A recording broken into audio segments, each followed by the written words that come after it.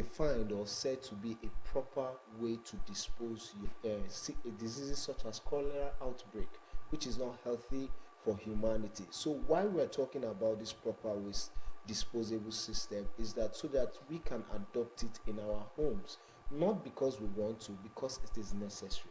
Another aspect we talk about, you can see the global warming today. You can see if you step out of the house, you feel hot. These are also implication of improper disposable waste. Why do I say so? For example, you see everywhere pure water sachet nylon is littered, you see bottled water littered everywhere. These wastes are not degradable, and these wastes have their effect on climate negatively.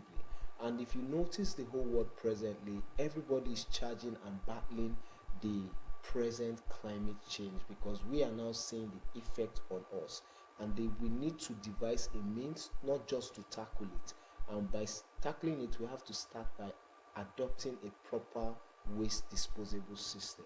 Thank you. Okay, now you talked about, you've explained elaborately. You did not just define what waste management is all about. You explained, yeah.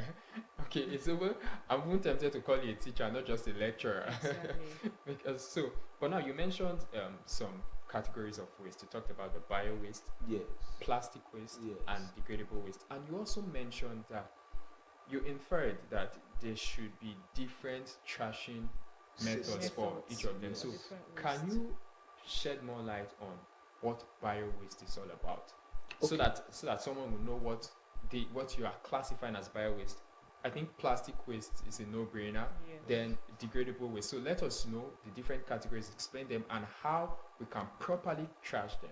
Okay, I think when we talk about bio waste, we are talking about waste that can actually degrade and become turned into biogas.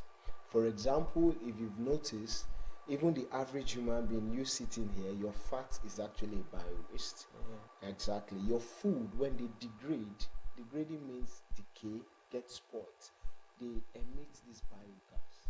Now, if you go to civilized cities or civilized nations, you find out that a lot of them have a central sewage system, not like we that have a sockaway where your um, your excrete go to. Now, these soccerways we have at our homes, if innovatively and properly used, the waste we're dumping there can be cooked and converted to our biogas.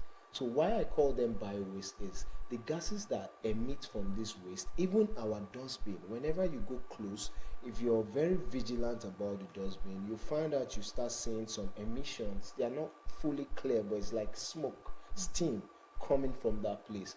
Those are biological process going on there. That means that place, a degradation is taking place there, and that degradation actually is wasted because in places where we have good technology, good systems to trap and cap these biogases, it can also be used for energy system, cooking energy, fueling energy, and for light energy.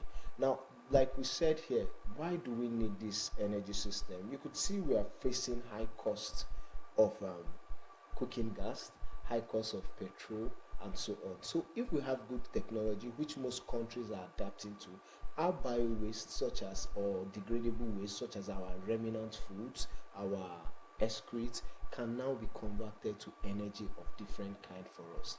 Then that's why I expounded on this is because the degradable waste are food waste, their end result becomes biogas.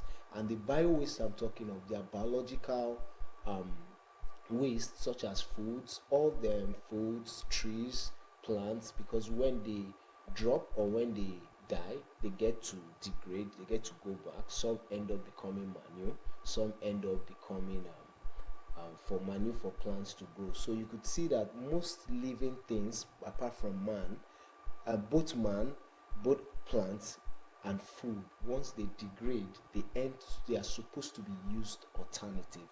But because of the level of understanding here, we call them waste. Nothing any longer is waste again. If you see these, what do they call these people? The scavengers, iron benders, the plastic hustlers now. You could see that we're even having companies or young ones designing waste management systems. They are now collecting um, plastics, they are now collecting irons, aluminium. And if you check what's happening, because they now sell it to companies who can actually recycle them into a different product. If you check some products you buy in plastics or in metal, you find out they'll tell you recycled. The reason why is these things can function for us. Anything can be waste. With time, these your tables, these your chairs, they will get bad, you get new ones. But instead of tossing them off, these woods, they can come handy in future. Then when we talk about having different waste bin, I already threw light on that, but I would like to do the same again. Now, for example, death is a messy thing in the house, and that's why if you notice, you on your own, you have a waste bin in your kitchen, you have a waste bin in your room, you have a waste bin either in your sitting room or at the corridor. The reason is if you were to throw the kitchen waste, like your food waste, the vegetable, maybe spoiled food, in the waste bin in your room or the restroom, you won't be able to stay there, right? Even if you leave it for a while in the kitchen, the smell becomes irritating. But what we found out is, or why we're throwing this light is, most people don't even care how they dispose their waste. And not only because in the house, outside the house, because those waste in your house, you take them out. If you pass some neighborhood, some street, you find liters of nylon, liters of food waste. This is because in the house they just have one bin system, or in the compound, so they throw everything in the bin, and at the end of the day, they go to dispose it in the central bin. And the people coming to pack it, or the company coming to pack everything, if these companies don't pack them properly, they litter on the floor and they end up becoming bad for the environment, like they smell a lot. So you need different waste systems so that you can throw your plastic, throw your food elsewhere, and throw other items somewhere else. Thank you. Okay, so I want to ask things like hazardous waste, like electronics, batteries, extensions. There's a way you dispose these things, and in your mind, you've gotten rid of them because you don't need it. But in the environment where you've disposed it, most especially batteries, you find out that spoiled batteries has this liquid that comes out of it. So how do we properly dispose these electronics so that they don't become a hazard to others? Yeah, that like we were just saying now. For example, let's say you have your kitchen bin, and probably you have kids at home, or your spouse are with you, and you instruct them that please can we restrict this the kitchen bin to just food or degradable waste. And probably in the sitting room and in the rooms, you can advise your children or your spouse that if batteries get damaged, why not we tie them properly in a nylon bag and dispose them properly. Now, for the juice or the chemical that comes out of it, it's not even good for our soil. Whether yes, it's not good. Wow. And for kids around, like you said, now you can have batteries just tossed in your house. If you check some apartments, it's always like that. Once you have bad batteries, you just fling them. But the point is, you can have kids that will play with that, and that liquid will dent the kid's hand. And children, they might decide to touch their lips or lick it, and that will become a serious problem for that. For hazardous waste, very important for us to properly dispose them, like batteries and electronics. Even the shaw we use, the body spray, Deodorant. yes, the deodorants. Antiperspirants. Those containers, they are explosive. Explosives, yes, I was going to go Yeah, there. they are So if explosive. someone decides, people that tend to burn their waste themselves, Yes. if they do that, When you throw such waste to the general bin and they want to burn it, you notice that over time, even bottles, you see them explode. Boom, Okay. boom. The reason is that such waste are not supposed to be burned in the first place. Such waste are supposed to be disposed properly. Then the companies who are into waste disposing will sort this out. And that's why if you're going towards Ibuzo Asaba, Asaba Ibuzo or Gwashugu Road, you find the Delta State Waste Management system or company there by the left, I think. Now, what you notice is when these companies take this waste from this place to that place, then the experts, the employees there will start sorting the waste out. They know the right one to burn, they know the proper ways to actually dispose or destroy this waste. but the average citizens will just put them in the dustbin, burn them. So we're just trying to reach out to the public to have a proper waste disposable management system. Thank you. Okay, now talking about the healthy environment. Now, you've talked about how wastes can be managed and how we should go about it. So, can you now start talking about the impact of not aligning with proper waste management? Because some persons can feel like, it's not just waste. Why are you speaking so much English? So you expect me to sort this? Like, even some people, they find it weird that you are even breaking it down.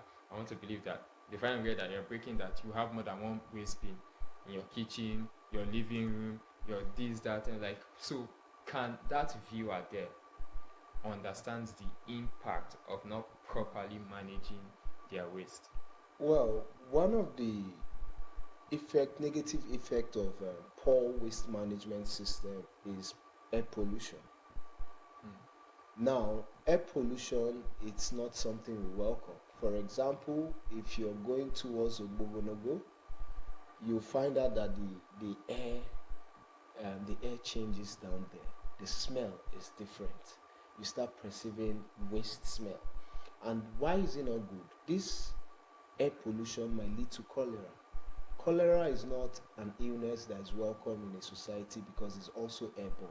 So which means it can be spread and is also waterborne disease. It can spread from one person to the other. So when we talk about negative effect of improper waste disposable system, it comes back to us humanity.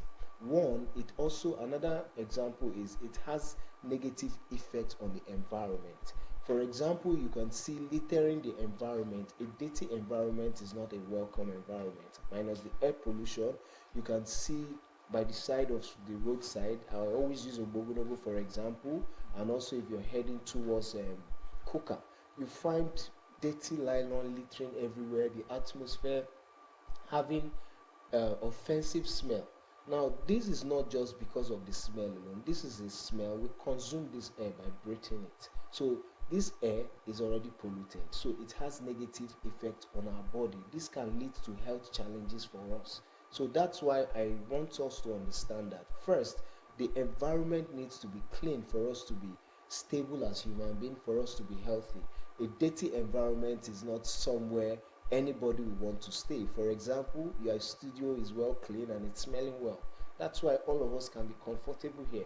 The same can be applicable to our homes and our environment. The reason why is for you to be healthy, your environment needs to be healthy also. Thank you. Okay, so looking at waste management in relation to public health, what are some of the effective strategies that one can use in enforcing that, in enforcing or in making sure that people keep their environment clean?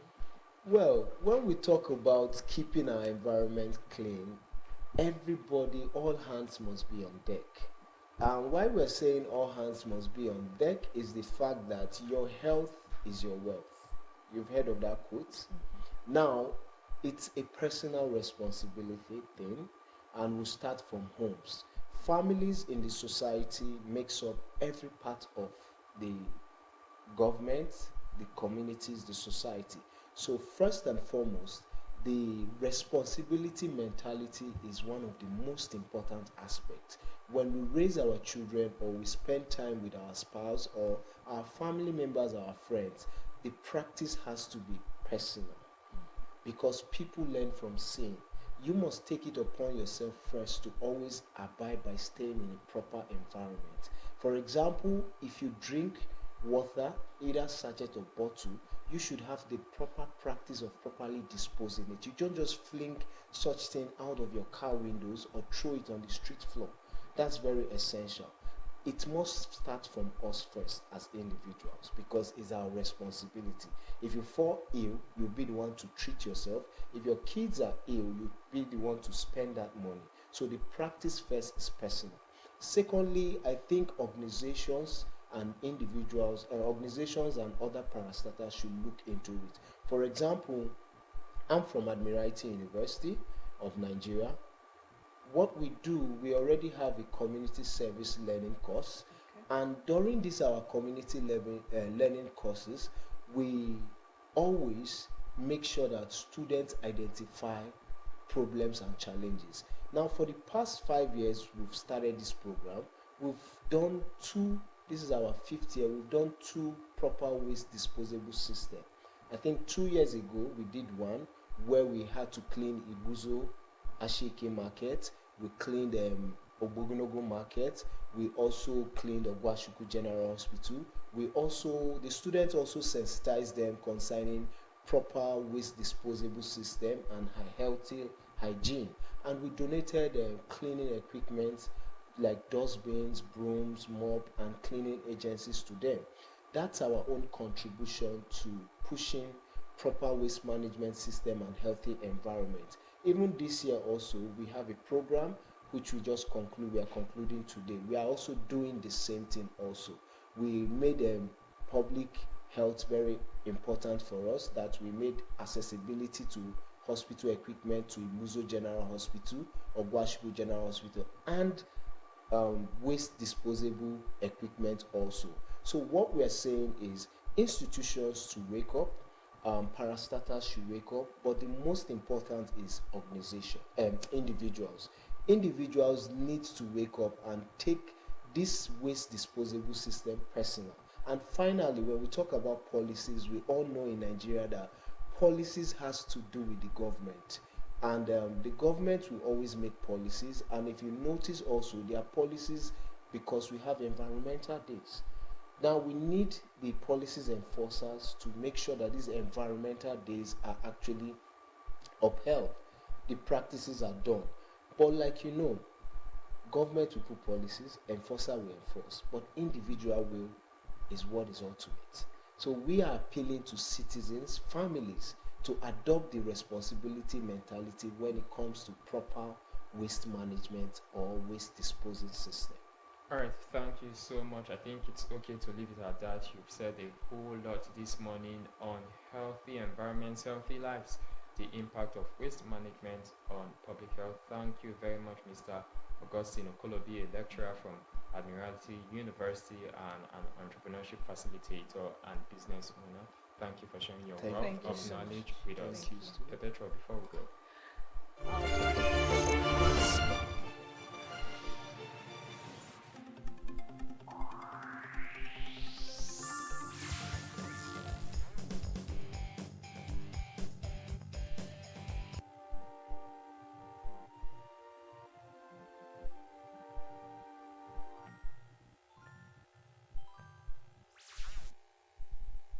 In this segment, we are honored to have Barrister Precious Wandemuya, a distinguished legal professional and former chairman of the Nigerian Bar Association (NBA) Asaba branch, a doctoral research candidate at the University of Benin. Barrister Wandemuya brings a wealth of academic and expertise in public and constitutional laws, commercial law, and legal reforms. With extensive experience at Nord attorneys and solicitors, he has been actively involved in shaping legal discourse within the Nigerian legal community. His influence extends beyond courtrooms and academia. He is a well-known legal educator and public advocate, regularly enlightening the public on legal rights through Know Your Rights, a popular legal awareness program on Voice of Delta Radio.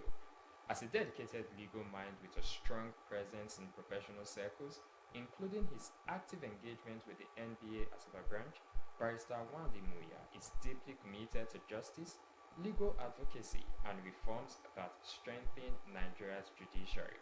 Today, he joins us to provide expert analysis on judicial accountability and reform, dissecting recent Supreme Court rulings and their broader implications for Nigeria's legal system.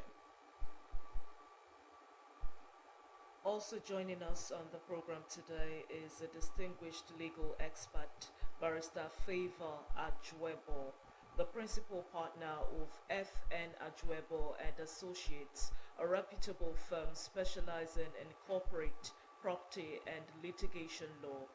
Based in Asaba, he serves as the external solicitor for Oshimili South Local Government Council, providing legal guidance on governance and policy matters. A seasoned legal practitioner and strategic thinker, Barrister Ajuebo is a senior member of the Chartered Institute of Public Diplomacy and Management, where he contributes to shaping public policy and governance strategies. Beyond his legal expertise, he is a renowned human rights activist, passionately advocating for justice, fairness, and legal reforms in Nigeria. His deep insight and constructive analysis makes him a respected voice in legal discourse and governance. With a wealth of experience in litigation, corporate law, and public policy, Barrister Ajuebo brings a unique perspective to today's discussion on judicial accountability and reform, offering expert analysis on the recent Supreme Court rulings and their implications for Nigeria's legal system. We are honored to have him with us. Welcome to the program, Barrister Ajuebo. Thank you. Welcome. Good morning to you both. It's a delight to have you on the show. And today we'll be considering the topic judicial accountability and reform, analyzing Nigeria's Supreme Court controversies. It's very sad that when we are talking about the highest court in the land, we are also using the word controversies, because this is how Nigerians have seen it, and that's why you two are here to set the record straight and right. If indeed there has been controversies in some of the rulings, or it's just because it's laymen interpreting it as controversies. Now, my first question would be to you, Barrister Wande Muya. Is the judiciary in Nigeria really independent? Because this is one aspect that Nigerians have been saying that no, we don't have a judiciary, because there's this saying that the judiciary is the last hope of the common man. But people said the judiciary is no more the last hope of the common man. After the last election, when the case went to the tribunal talking about the presidential election, there was this hashtag, eyes on the judiciary. That's to tell you the distrust that Nigerians now have in the judiciary. So, as someone in that arm of government, and as you experience a former NBA chairman of Asaba branch, now, do you think the judiciary is truly independent? Truly, emphasis on truly. Thank you very much. It's my pleasure to be here this morning to join in this conversation. And it's really important that the public begins to engage, because it's one of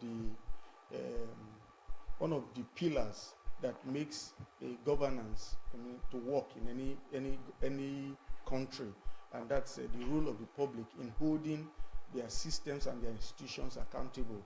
And so it's a welcome development that we are discussing this, helped by the democratization of information. So unlike before now, where the Supreme Court would give a decision and we can only find everything about it in the law books and the case laws, most times they are out there in the public before we know it, before we actually even read what they actually said. So yes, sometimes the people misinterpret what they hear, or even give slants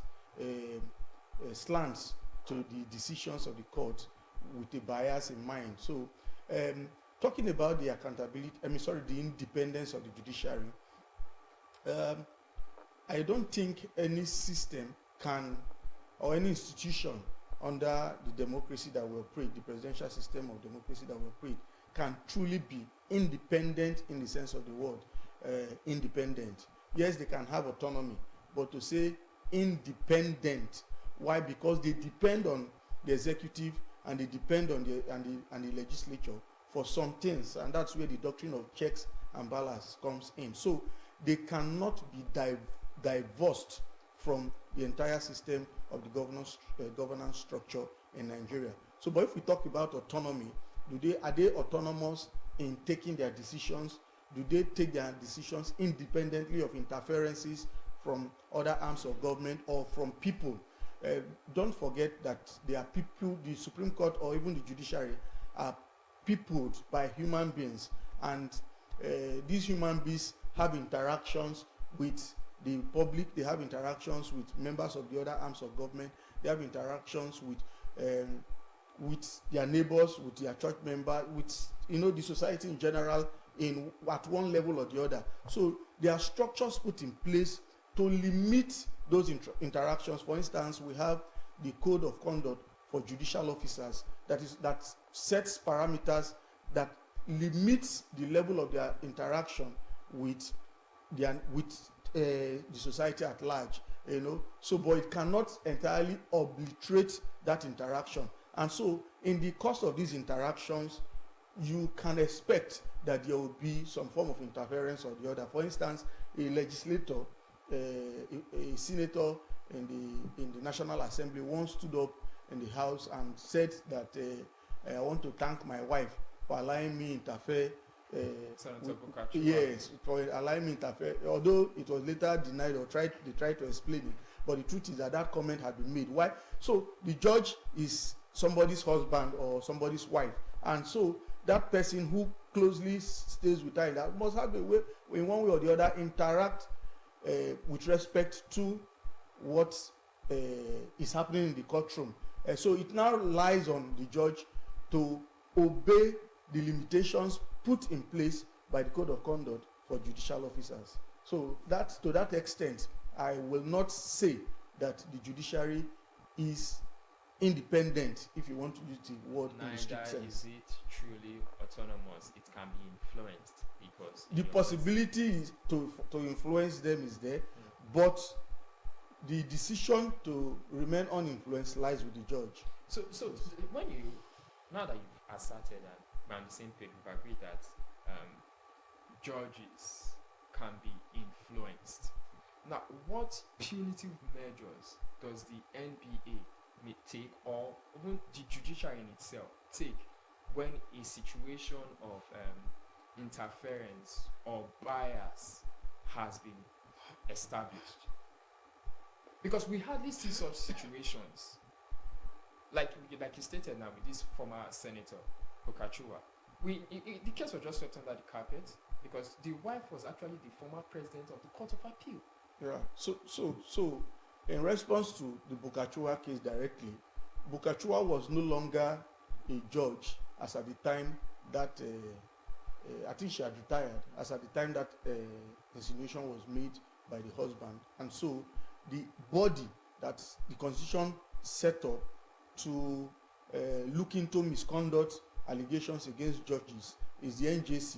That body did not have jurisdiction over her anymore.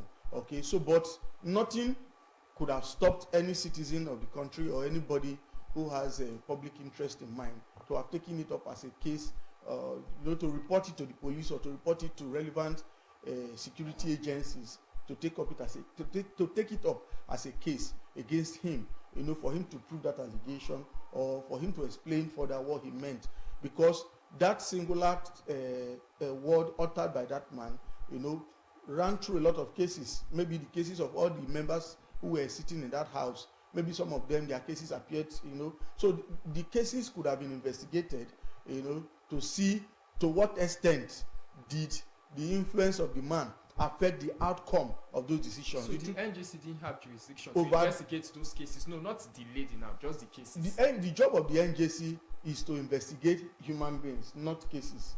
All right, so anybody could have, maybe for instance, maybe the matter had not been exhausted on appeal, so you could have gone to court to say my case suffered because of the action of Bukachua, or you can even make a case to you can even take up a case to the police to say, because of the allegation of corruption that had been admitted by the husband, I failed in this case, and you are able to establish that it was because the husband influenced her. That was why the outcome of that decision was like this. So the onus of proof will still be on you. So to prove that it was the interference of the husband that affected your case, and that is why it turned out against you. So, but the NJC will not investigate the cases. No, the job of the NJC is to look into the misconduct of judicial officers. The role was created for them by the Constitution of the Republic of Nigeria. Okay, so Barrister Ajuebo, what is the impact of public trust when it comes to legal proceedings in the judiciary, and how can the judiciary help to maintain the the trust that the public have on them, because there are some rulings that comes out and people are not okay with it, and they said judiciary, like Ugaga said, is the hope of the common man, but with the rulings and the proceedings and the outcomes, many people are tending. A matter may seem like it may attract public arousal and emotions to the extent that if you are not fully abreast with the facts that is litigated before court, you may misconstrue the essence of a judgment. So sometimes, we've always said it before, social media is not a court. Public issue is not a court. Court deals with facts and how those facts are being established. All these things put together will now determine the outcome of courts. Now, coming to public trust, I can assure you that in the time past, there have been several judgments that appealed to the general public. There are so many judgments that actually achieved that. So, can we now say that because a judgment appealed to the general public, that there's no more trust in judiciary? And because thereafter they now dissented, that there's no longer trust? So, it all depends on what. But sometimes they also review their judgments. So they also made us to understand that they are fallible, but they are final. So that means they can review their judgments, they can dissent from earlier decision. So it depends on what is litigated before courts. That will now determine how courts will treat issues before them. So when we talk about trust is dependent on what is before courts. I agree with you that there can be influence, there can be all manner of digressions, there can be interruptions. Yes, quite all right. It depends on the situation on ground, but the effective and efficient judicial function is dependent on what is placed, on the material fact that is placed before court, and not what is before the general public. Okay, so above facts now Yes. that is placed before the public. Yes. Now, when it comes to seemingly controversial issues, Yes. now what are the roles that the court play in ensuring that above the final proceedings and the final judgment, we tell the public that this is what we've done, this is how we've done it to arrive at this? Yes. Because there are sometimes that there are some rulings that the court you have the final say on, and when it comes out, people are not comfortable with it. So what modalities have the judiciary put in place to sensitize the public on these issues and make them be abreast of current situations as placed in the court before Alright. arriving at these outcomes? Okay, I can tell you for free that anytime judgment is given, of course, that judgment is being furnished to the general public, either by way of law reports and through every other means. You can also apply for the judgment. It becomes a public document. So you are entitled to, by virtue of the freedom of information, to apply for any public document, a certified true copy, and it will be furnished to you. And every reason, the Supreme Court doesn't just give a decision, or any other court doesn't just give a decision without giving you the reasons upon which that decision was arrived at. So you will be furnished a document or a copy of that judgment for you to know the basis upon which that decision was taken. So one part of what judiciary does is to furnish it before general public. You can look at it and see the reasons why such decision was taken. I think that is part of what judiciary does. And sometimes we too can come to the public, we legal analysts can come to the public and say, this is the reason for their judgment, or this is what we feel. Or if there is an aberration, we can say this is our own opinion. So if the matter is being done at the trial court, you have the opportunity to vent it at the appellate court. But when it is finally decided upon, we take it as our fate, because that is the final. Okay. That is the final. So you made a statement, Barrister Agbego, that the Supreme Court verdict can be reviewed. Yes, it can. So what do you mean by review? Do you mean that, for example, if they had initially said that somebody was guilty, they can retrieve that and say the person is not guilty? It's possible. And on what grounds? It's possible. So in what situations do they review their judgments? Now, judicial review have its own procedure. It has its own format, and it has its own application. So when for instance, now let's take the case of P2B, the case of Imo State Okay. Governorship Tribunal. for instance, after a decision was given in favor of Hope Uzodinma, there was a judicial review, and one of the justices of the Supreme Court gave his own opinion to the extent that he agreed with the application for a review. But his opinion is just one among others. So, if other persons had told his direction, of course, that decision will be set aside. The earlier decision will be set aside. So, of course, if a judgment is given at the Supreme Court, we have the what constitutes the court will be set aside. Okay, let me just Sorry, and also the justices the justices that review the case, are they that do the review? Is it the same justices that sat over the case in the Supreme Court? That's an internal administrative judicial function. Okay, so let me just comment on this issue so that we don't get it wrongly. Judicial review is a technical term, all right, in the sense that the courts have a review. Have the jurisdiction to review administrative actions of other arms of government. All right, so that's in the technical sense. Then, in the sense in which you are using it, it means maybe looking at a decision that was taken by a court. Yes. So, for instance, the High Court has appellate jurisdiction to look into decisions that proceed from magistrate courts, which are the lowest courts. They have jurisdiction to look at decisions that emanate from the customary courts. All right, so to that extent, they can review the decisions of the courts under them.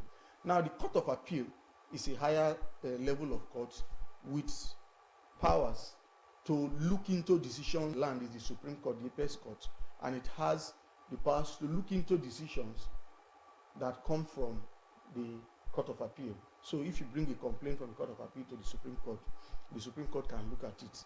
So there's no other place to go to ventilate your. You have the sleep rule. That's what we call the sleep rule, where a decision is given, and then instead of saying yes, the Supreme Court wrote no on the decision. If you look at the analysis of what they said, the answer they are not supposed to give at the end is a yes.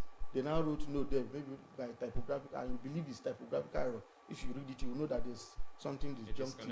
Yeah, exactly. So you can come back to the Supreme Court to ask that they should look into that and correct that slip or correct that error.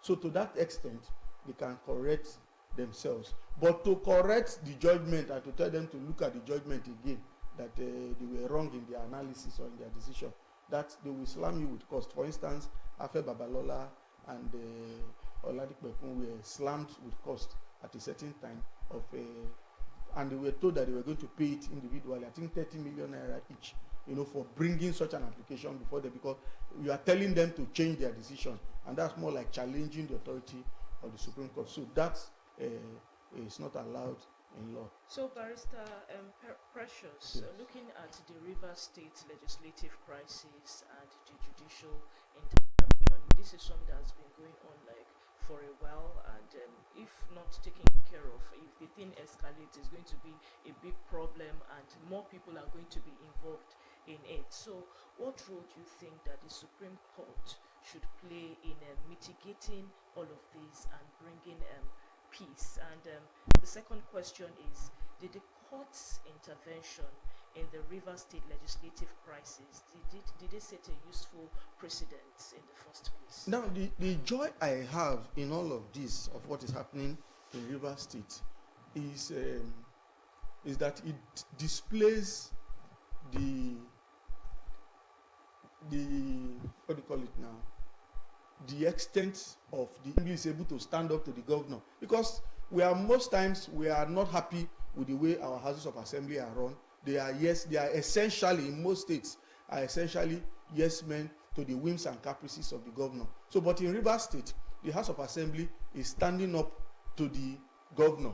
The only problem we have with it is that it's somebody that is swelling it. Otherwise, I'm sure you would have been happy that, thank God we have seen the House of Assembly that can stand up to the governor and that can challenge the governor. All right, because in the true sense of what is happening in Rivers State, it's a political situation that should have been solved politically. But unfortunately, the House of Assembly. Is it possible that if 4 people can constitute a House of Assembly? It's not possible by any means that 4 people or 3 people, as some persons say, can constitute a state House of Assembly as against 27 persons. You know, so these are hard facts on which the judiciary decided its matter. The weakest interference was not a fact before the courts, and so it could not construe it into it. But how do you think that the ruling of the Supreme Court concerning this matter will influence the legislative impact on Nigerians, and then how Nigerians will now begin to view the judicial system? Yeah, so I am hoping that our legislatures in other states where they are not having somebody controlling them, because it seems as if somebody must control them. So since the governor is not controlling them, somebody else is the one control. They should know that the Constitution has safeguards. You know, what the Supreme Court decision has done now is to tell us that there are constitutional safeguards that preserves you. So if you stand up to the governor, don't be afraid that the governor will remove you or will recall you, or I don't know what they are even afraid of, or will deny you your funds, because you have your own powers. You know, that is what the Supreme Court decision has done. Everybody believes, we tend to believe that the governor is omnipotent and he has all the powers, and so everybody must defer to him, even including the judiciary that we are talking about now. They are afraid, whereas they can actually exercise their powers. In this country, the judiciary has removed governors. Judges have removed sitting governors from office. So I don't know why all the other arms of government are afraid to exercise their constitutional functions to the fullest. Without the interference of the executive arm. They all defer to the executive arm. They keep saying, the governor is powerful, the money is in his hand, everything is. So, but what the Supreme Court decision has shown us is that the governor is not that all powerful that as we used to think about it. You know, the judiciary has its role under the Constitution. The legislature has its role under the Constitution, and they have checks and balance against each other. So the fear the governor is having now is the fear of impeachment. All right, and because that is the power of the legislature, the legislature has against him, but they don't exercise it because they are afraid. So, but because he knows that they have that power, and the Constitution, the judiciary has restored that hope to them, the governor now is wanting to even talk with them, which is what is supposed to happen. That's why I said that initially this thing is supposed to be a political situation, solution. They're supposed to seek to resolve it, and not a judicial one. Okay, in as much as I have a lot to say about this reverse issue, because of time, let's talk about something else that's pressing for me. Self-defense. Now, in recent days, a case came to the fore, and that's the case of self-defense of a farmer by the name Sunday Jackson, and a verdict was given recently, early March, I think March 7th, thereabout, where a case that happened in 2015, almost a decade ago, so it was alleged that a Fulani herdsman attacked him in his farm, and as self-defense, he was able to overpower this herdsman that attacked him, and even injured him, stabbed him, and he killed the man, and now a verdict has been passed that he has been sentenced. That's Jackson now, the farmer who killed the Fulani herdsman in self-defense, sentenced to death. What do you have to say? Can you just enlighten us a little on what the law says on self-defense, and what could be the reason that the court ruled in favor of the Fulani herdsman and sentenced Jackson, who was defending himself to death, Barrister Agwebo? All right. When it comes to self-defense, first of all, it's good to clear it before the general public that self-defense is a case to answer. So automatically, it's a case to answer. Yes. Really? Yes. Okay. Yes. If you allege, you bring in a defense of self-defense in any criminal allegation, it is automatically a case to answer. That means you should come and tell the court how you defended yourself in the course of the said action. So that is one. So people shouldn't see it as a total exoneration from trial. Then going to your question. Now, self-defense is such that your self-defense must commensurate with the action that is putting you in fear of death. For instance, you are someone wants to use a stick or an object to attack you, and you use a gun to bring him down. It does not commensurate. So somebody cannot use stick or bottle Really? to kill me. No, you can't. So the two objects. But someone Must can club commensurate. somebody to death. With I- a stick. Do you have an escape route? If you have an option to escape, and you forget about the option of escaping from the scene, you now decide to While I'm use running, your- I can still be clubbed. No, now in use this your situation, arsenal. this Yes. Sunday Jackson was stabbed. It was established that Yeah, he was stabbed. Yes. So Well, this I is think somebody he's, with a he's knife. laying the general principles. Yes. So maybe we should. Yes. like- Yes. So if you were stabbed, you can as well stab too. You were stabbed in the leg. You can as well stab in the leg, except you allege that you just you couldn't control your So defense. they stab me in my Yeah. leg. So I have opportunity to stab you. I will stab your leg back. yeah. So it Not depends on how. necessarily. Not It depends on how necessarily. you how you allege the situation. So it depends on the facts and how you establish it. You know. Oh, okay, so Yeah. so let me intervene. Okay. Okay, Okay, you want to continue. okay. So it depends on how you're able to establish the facts. You know, every issue are unique. That there's a case of self-defense in this in scenario A may be different from the case of self-defense in scenario B. So it depends on the uniqueness and how that fact is being presented before the court. So if you are alleging self-defense, quite all right. It depends on what you say, the circumstances, like I said. If there was an escape route from that place and you neglect that escape route, you now decided to resort to your strengths, or maybe you felt you have a higher strength and you now activate it and use it to overpower the other person, thereby taking the person's life, then that issue of self-defense will not be given a second thought. So everything depends on what is brought before court and how it's being said, and how the said action took place at the scene of crime. Wow, this is another Yes. Barrister Wandimuya, this is another topic I can go 30 minutes on, but very quickly because All right. So he has made the point that self-defense does not exonerate you entirely. It can give you manslaughter. The full reasoning for that decision has not been released yet. Okay. The Supreme Court just gave their general decision on the matter. They have not released the full reasoning. So we've not had the benefit of reading the facts of the case, as it were, to be able to analyze it completely. So, but the fact that it's out there in the public, which the person I communicated with shared with me, is that the man was stabbed in the leg. And so the option of assessing the witnesses, because it is not just to hear the stories, you also look at the demeanor, you look at the witnesses who are testifying before you, you look at what they are saying and how they are saying it, to assess who is saying the truth or who is saying the lie. The judge was not there. All right, the judges were not there at the scene of the crime, so they can only act on what they are told in court, the facts that are presented to them in court.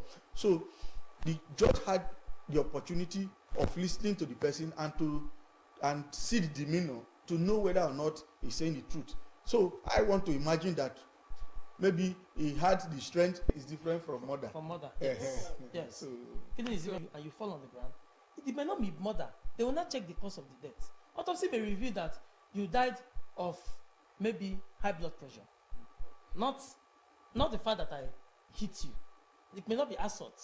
It could be high blood pressure. It could be some underlying health illness, that may have resulted Okay, to the. so very death. quickly, when you see this, because to me this is already a controversy.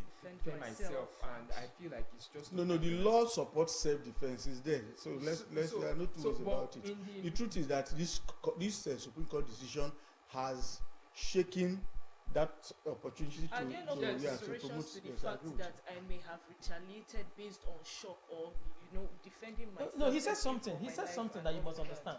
At the trial level, that is why issues are being subjected to trial. Do you know what is trial? You have the opportunity of examination in chief. You have the opportunity of Examination.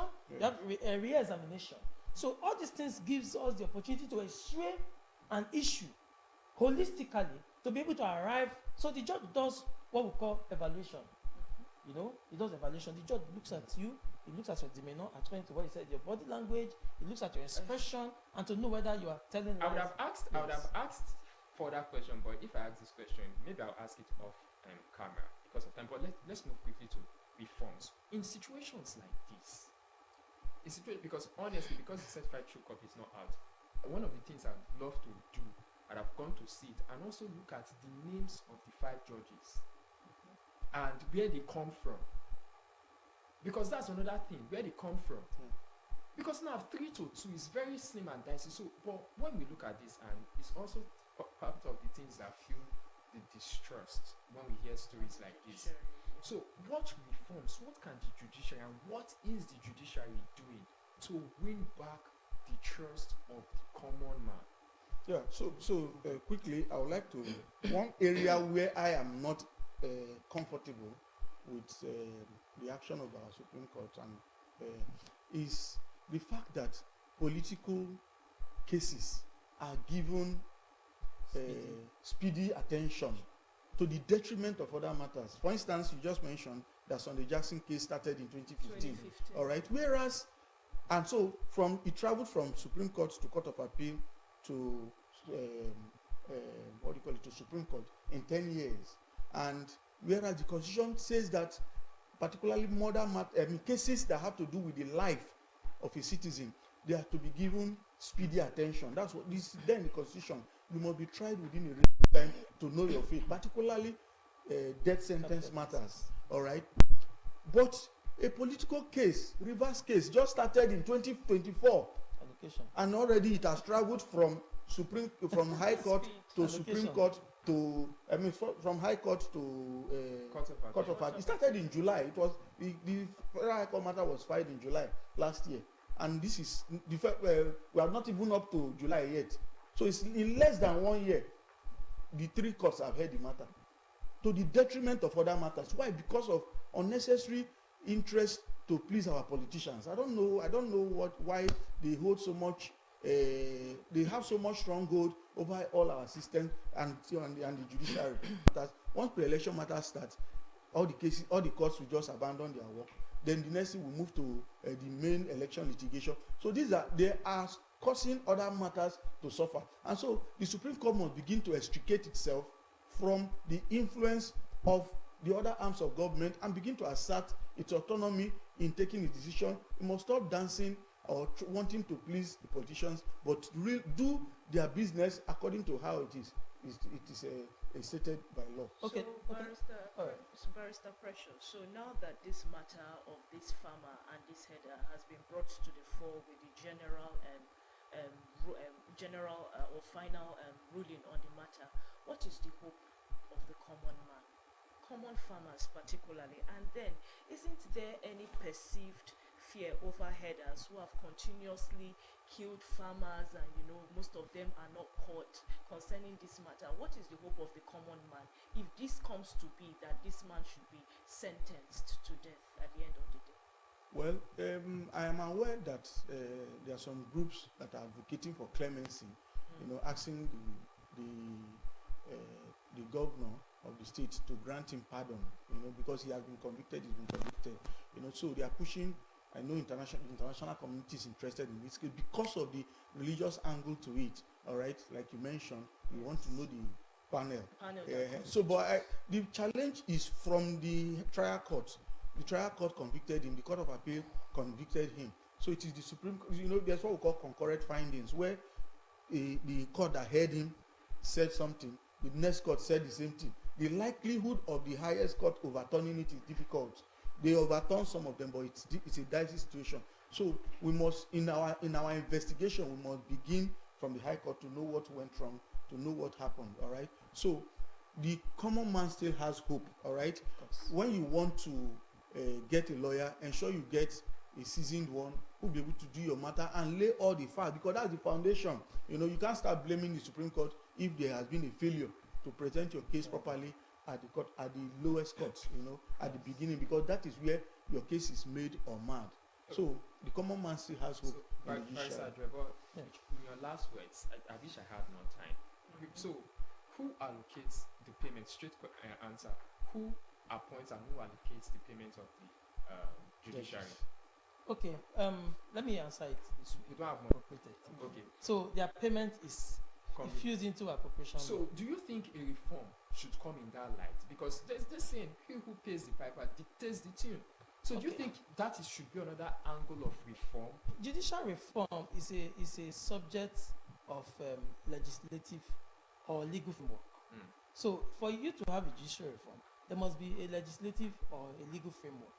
And this legal framework also flows from other arms of government, not just judiciary. That's why I said before Judiciary that acts- to say Judiciary acts independence on what is a being difficult given thing. to them. Yeah. There's an enablement.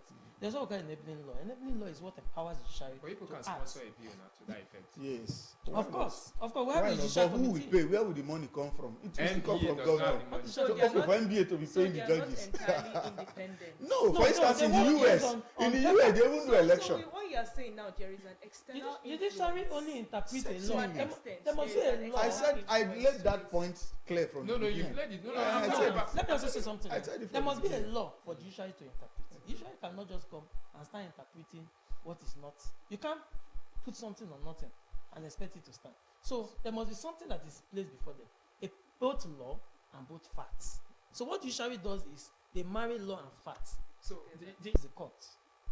Judiciary does not So, build the so court. the truth is that It is the So no executive reform in that arm. light. Yes. It's the executive truth arm is that that plays the the court. truth is that the executive, the money does not belong to the executive. The money belongs to the country, but They control they it. they do it in such a way as if they are dashing the judiciary, whereas it is not true. Yes. So that's why I'm asking for reforms in that area. Yes, so, so, that the so common man can we are complaining understand. about it, and Yes. we are also talking to the judges to stop agreeing to be served in that manner. For instance, you bought a car. Did you buy it with your money? You will now come to the public in front. Even you, pressmen, stop coming to show it on camera. Because If you don't go, we will not cover it. We all don't back cover it. it. You are the ones And enabling also, it. it's We are also- it's also guilty. good. It's also good. We know Stop this. covering it. The And money I- belongs to government. The judiciary you are talking about is also part of the government. It's just that it's not the one that generated the money. There's a body that gathers all the money. But see, let me also say something. Wrap up your last Yes, verse in this Nigeria is good in paper, but the problem is its implementation. Okay. Although we have a 40 grand law, yes, our constitution is fraud. However, we still have some good legislative or paper framework in a way that Nigeria would have been better. But implementation is the problem. So no matter how we come up with reforms and policies, if implementation is poor, you can do little or nothing about it. Okay, thank you very Thank much, you so Barrister much. Adebo and Thank you. Barrister Wandimuya. It has been, I said it before it started that it was going to be explosive. Very I bet you we can go 3 hours on these judicial issues. This is so Thank you broad. very much for sharing your knowledge with us and educating the public. Perpetual. It's the weekend. Just take our time to relax. Monday will soon be here for you.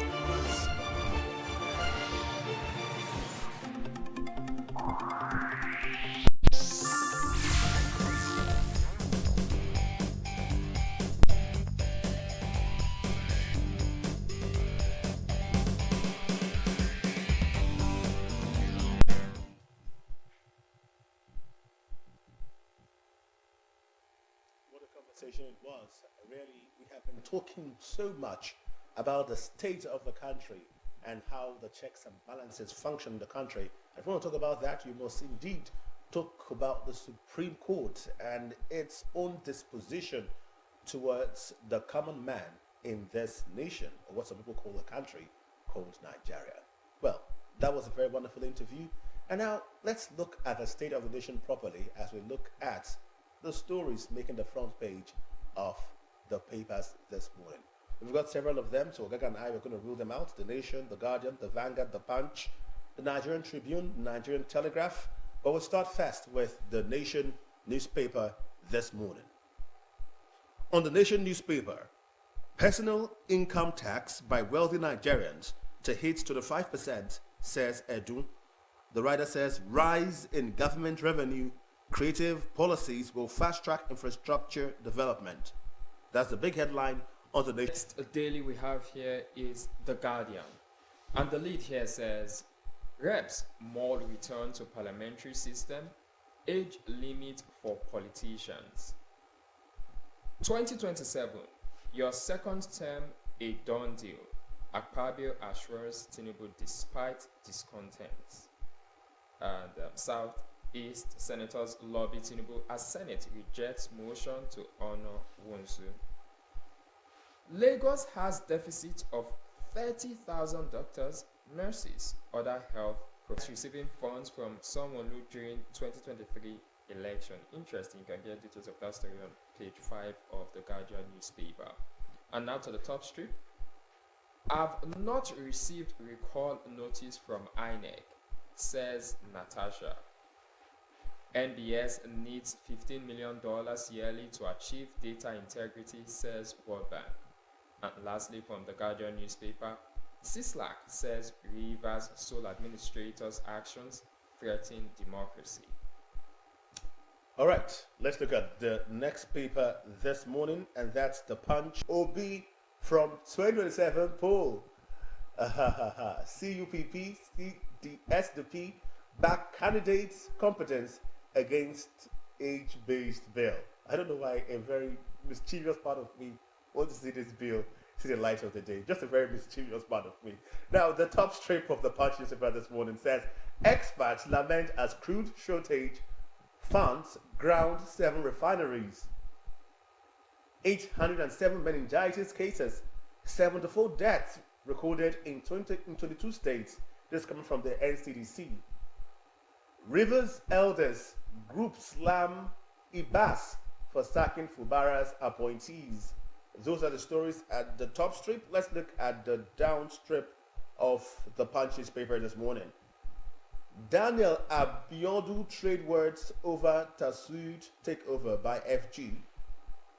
Parents tackle Okun school over incisions on children's bodies. LG crisis. Oshun APC, PDP clash after meeting with AGF.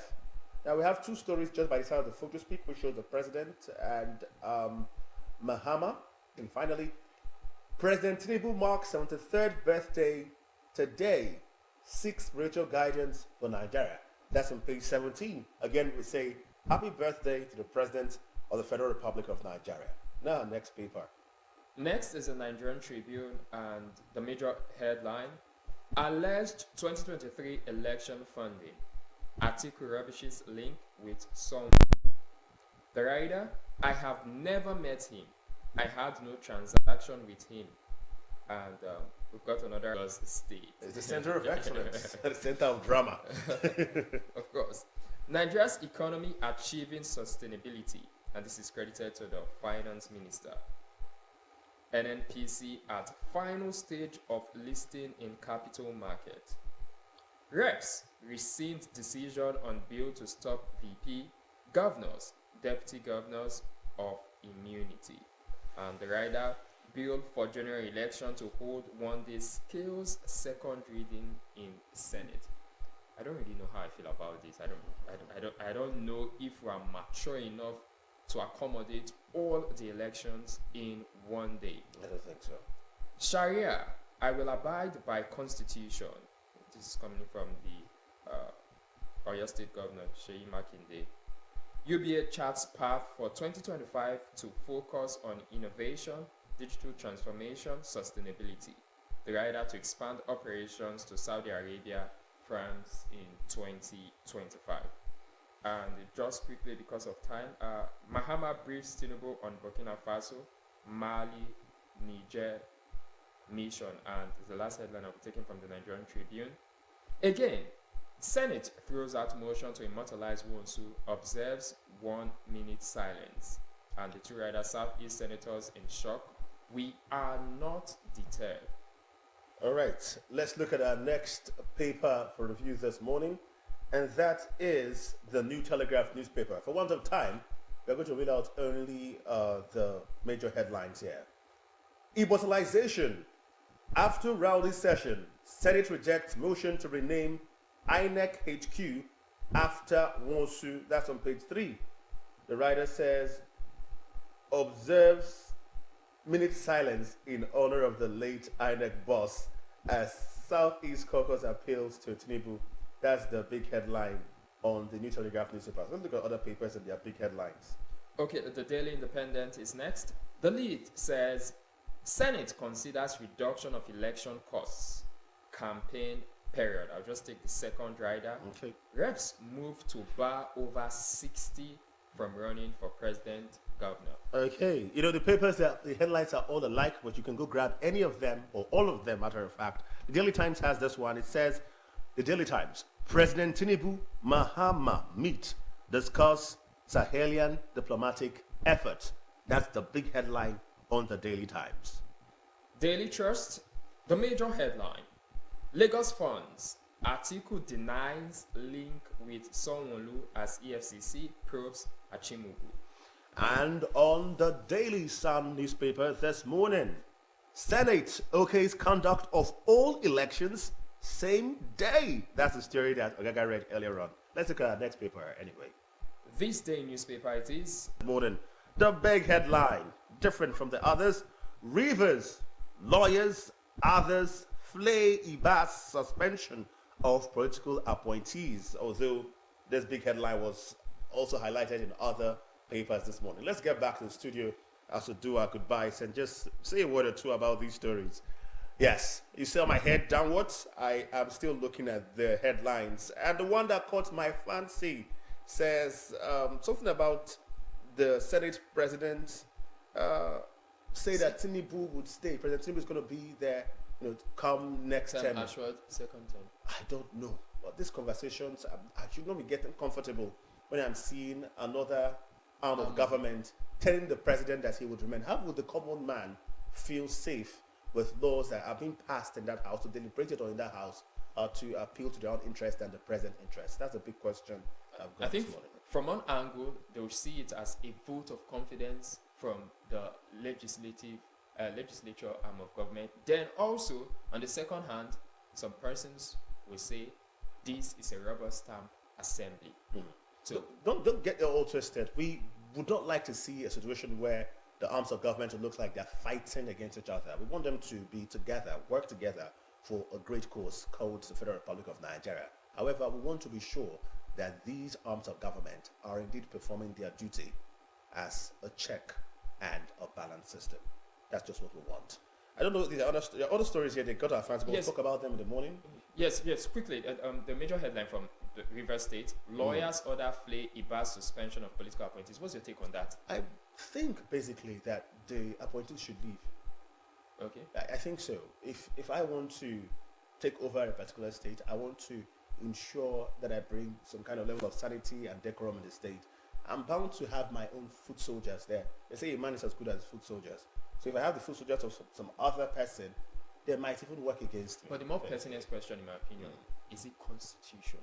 That's the big question. Was it constitutional the way Ibas became the So administrator of if it's River not State? constitutional, then everything done under him will be illegitimate. Yes, it looks like, the argument has been so much about legitimacy of having Ibas right there, as the sole administrator of River State. He's a sole administrator.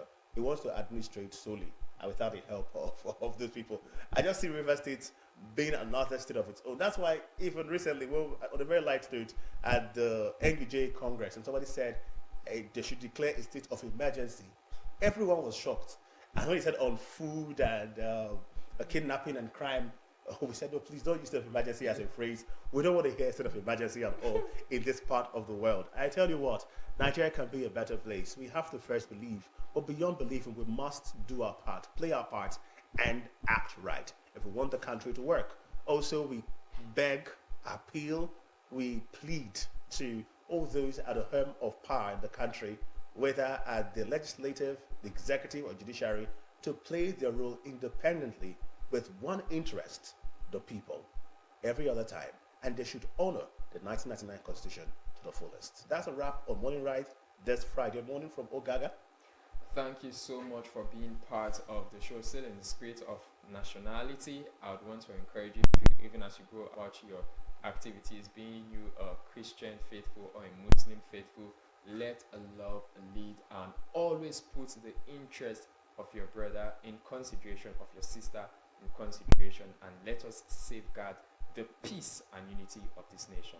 Do have yourself a great weekend. All right, you heard the man. Enjoy your weekend. I'm Francis Ofuluwe. Good morning and goodbye from Morning.